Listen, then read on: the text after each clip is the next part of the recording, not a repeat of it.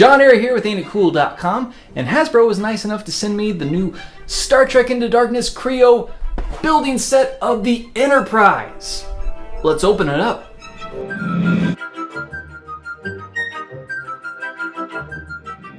Okay, so we got the Enterprise out of the package. We got it put together. It took 1 hour and 37 minutes. Now, I didn't put on the decals to the Enterprise here. One, because I don't trust myself.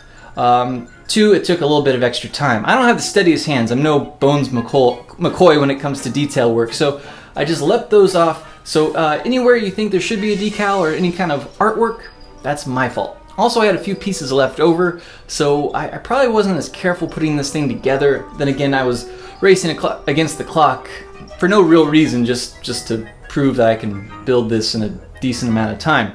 Okay, so let's take a closer look here. First things first, we have the canopy to the saucer section. This will pop off, revealing the bridge to the Enterprise. And I just threw some of the figures in there with their accessories. We'll get to this in a little bit. This will just pop on and off, and it stays on there pretty well. It's pretty solid. We also have the nacelles here, and you can open up the nacelles to reveal the inner workings to the engines. That's kind of cool.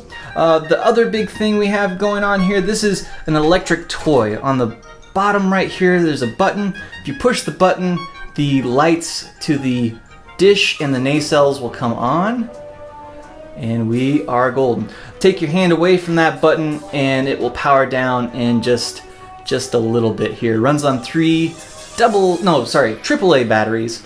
And it was fairly easy to install those batteries. Should be pretty easy to take them out. Okay, so there's that, and also the final feature, it has a missile here that you can launch.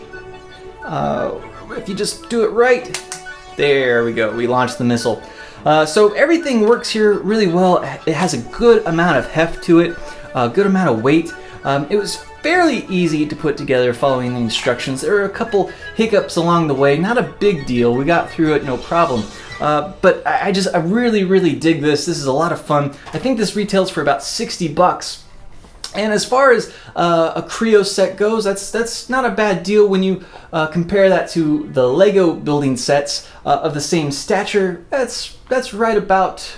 Yeah, it's right about even, maybe even a little bit cheaper than what this might cost as a Lego product. So if we're comparing Lego to Creo, they're very similar. I'd almost say Creo ripped Lego off, almost.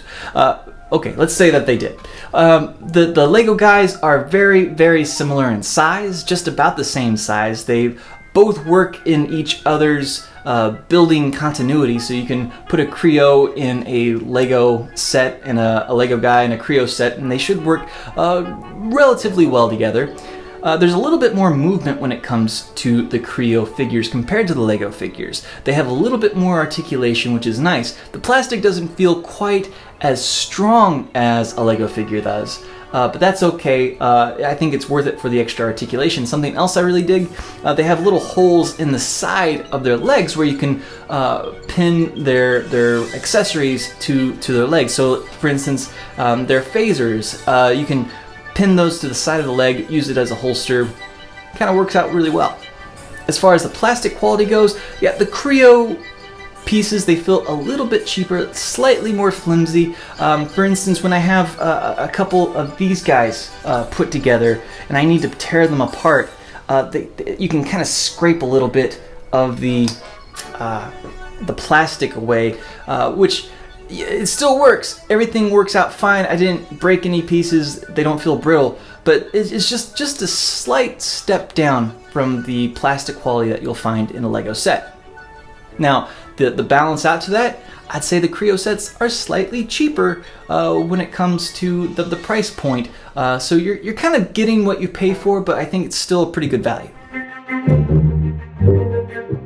But probably my favorite thing about this line of toys is the playability. It's not only a strong building block line of toys, but there's a lot of playability here. The set comes with 5 figures. You got the 3 good guys, you got Kirk, Spock, and McCoy, and then 2 bad guys here. They're armed with phasers. McCoy has some sort of medical dilly-bobby thing. There's tons of stuff to blow up here on the bridge. You can rebuild it, you can move the characters around. They have decent articulation. If an arm falls off, you just pop it back on. It works out really well. I'm a fan of this Enterprise building block set. If Lego couldn't get the license for this, I'm glad Hasbro and Creo got it because they did a bang up job here on the Enterprise. Very excited. Can't wait to keep messing around with this. It's a lot of fun. But those are just my thoughts on the Creo Enterprise. What are yours? You can leave me your comments below and keep checking in with AintItCool.com for more news and reviews. I'm John Harry.